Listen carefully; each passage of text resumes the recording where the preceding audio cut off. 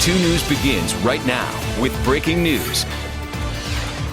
Happening now, the search for a killer. 2 News on the scene where a woman has been shot and the search is on for a suspect. Here's Liz Bryant. Liz.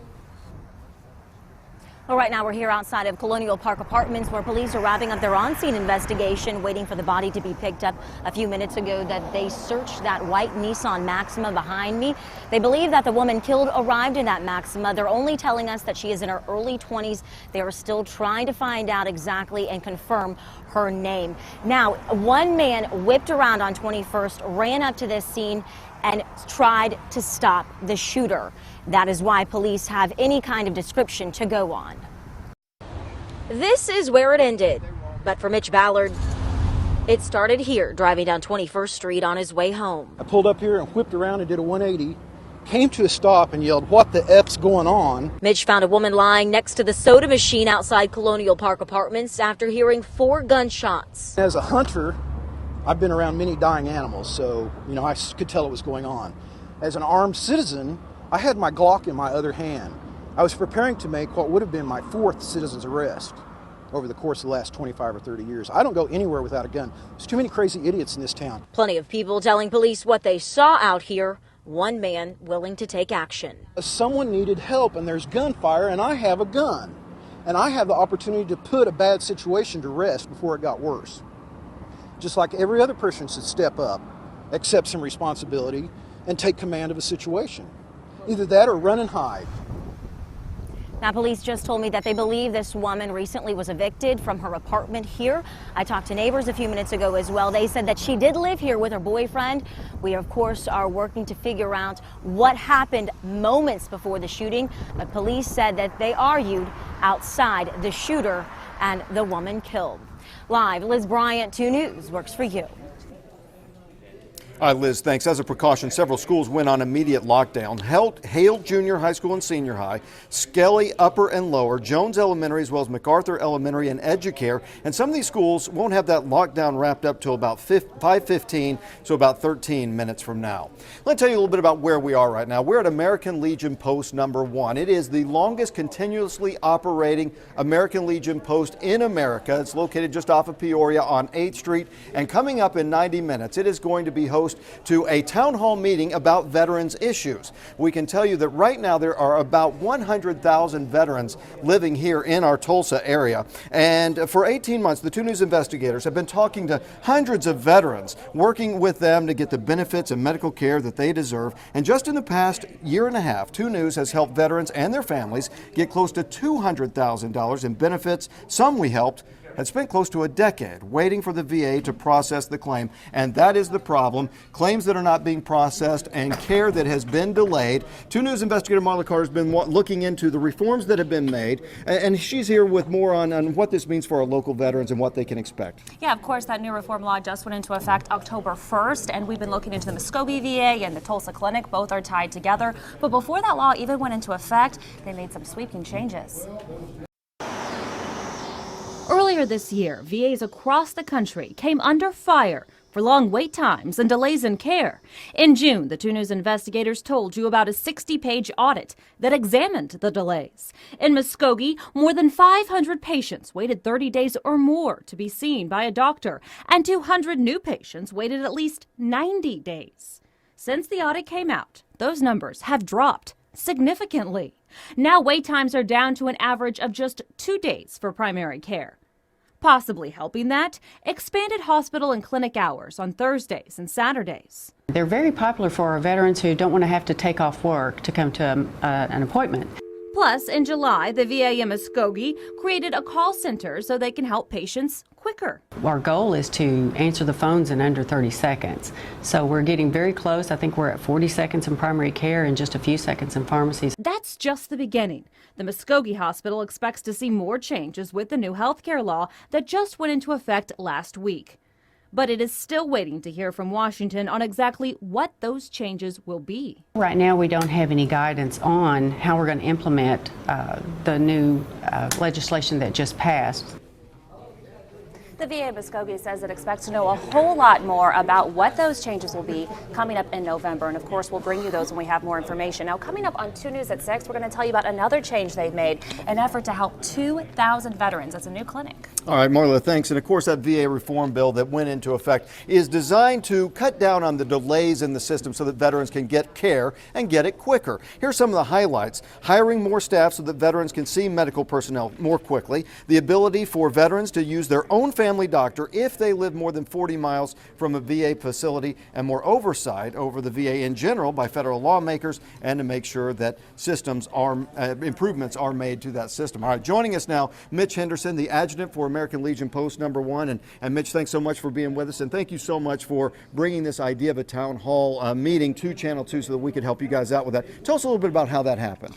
Well, when KJRH approached us about a call to action, we thought what better way than serve our veterans than have an open forum where the veterans can speak and also be able to have individual help from representatives from the VA here on site to help them tonight. And some people may not know this, but your organization, the American Legion, nationwide, played a major role in pushing for reforms. Tell us a little bit about what your organization did and the efforts that you guys made. Yes, sir. Our former National Commander, Dan Dillinger, was very instrumental, along with the American Legion, in demanding the Secretary's resignation, which happened. There's no other organization that I'm aware that literally demanded for his resignation. Yeah. And tonight what we're here for is talk about the reforms that are now being put into place. What are you hearing from veterans? Are there a lot of people who are interested in this who want to come out tonight? Our phones have rang off the wall. Anything from good things to say, which I'm one that has good things to say about the VA, from people with problems, and I think we're going to have a packed house. All right, sounds good. Mitch, thank you so much for your service, and thanks for helping us put on this event. All right, well, again, the town hall meeting starts in a little over an hour. It's going to get going at 6:30 tonight. Again, American Legion Hall #1, and we're just off of Peoria on 8th Street. There'll be representatives from the VA hospital down in Muskogee. Congressman Mark Wayne Mullen is going to be here, as well as representatives from Congressman Jim Bridenstine's office, as well as from Senator Jim Inhofe's office, to give people more information about the VA reform bill and address their concerns. And of course, all of this is going to be streamed live on our website, so you can check it out on KJRH.com. So if you can't be here, check out that. Also, coming up a little bit later, I'm going to show you some of the history behind this oldest operating American Legion post in the country. It's a great piece of history, and of course, it's right here in Tulsa. That coming up in just a little bit. All right, I want to bring you up to speed now on the Ebola outbreak. Just hours after the first patient diagnosed in the U.S. died in Dallas, emergency responders say a second patient is now showing signs of the virus. The new patient is in the Dallas suburb of Frisco. That person claims to have had contact with the first patient, but the Dallas health officials are saying that there's no indication that's true,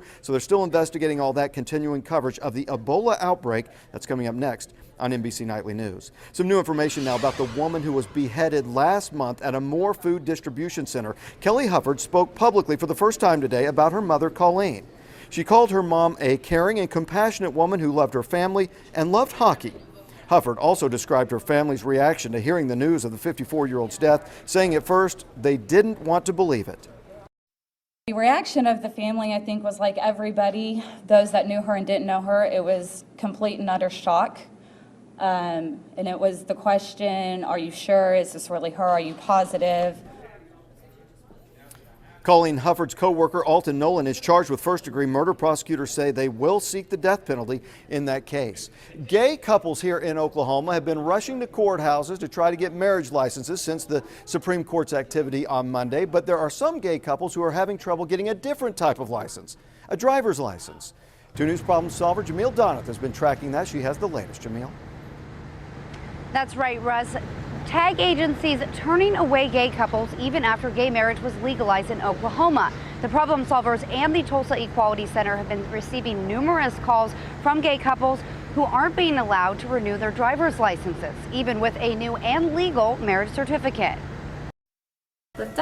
It took a year after Stephen and Nick Alexander Flory got married to make it official. After gay marriage was legalized in Oklahoma Monday, with their Iowa marriage license in hand, the two went to a tag agency to change their names on their driver's license, but they were turned away. It was frustrating and, it was embarrassing going to places being turned down. Also married last year in New Mexico, Melissa and Miriam Von Ashton Cook couldn't wait to get their Oklahoma driver's license renewed. We were really excited. We said, oh, we're gonna get our names changed. The couple did get their new licenses, but on the way home, the tag agency called and told them their license was invalid and they had to come back. I felt violently ill.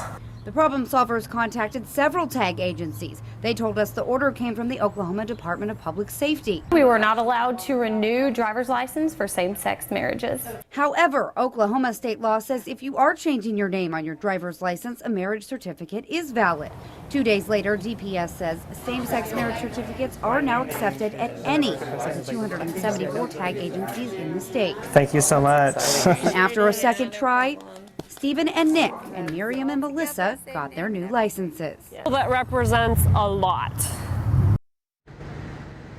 Now, we spoke to several tag agencies this morning who said they had still not received the okay from DPS to allow these gay marriage licenses.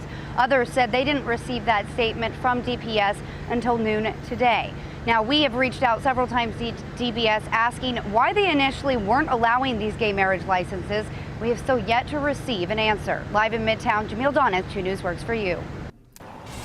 All right, Jamil, thanks. An update now on breaking news we first brought you at midday. Students and teachers are safe at Kerr Elementary School after an evacuation earlier today. TPS officials first told us that employees reported a fire in the kitchen at the school near Admiral and Garnett. Later this afternoon, they say there was never an actual fire, just a piece of broken equipment and the smell of smoke.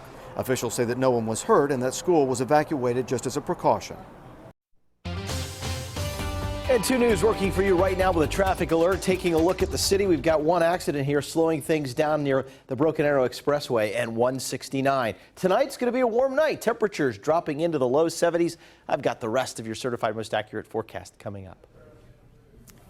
All right, Brett, thanks. Next at 5, a little bit of history about where I am now, the longest consecutively running American Legion post in the country. Plus, we're going to tell you a lot more about the town hall meeting set for 6:30 tonight. We'll be back with more in a moment. Channel 2.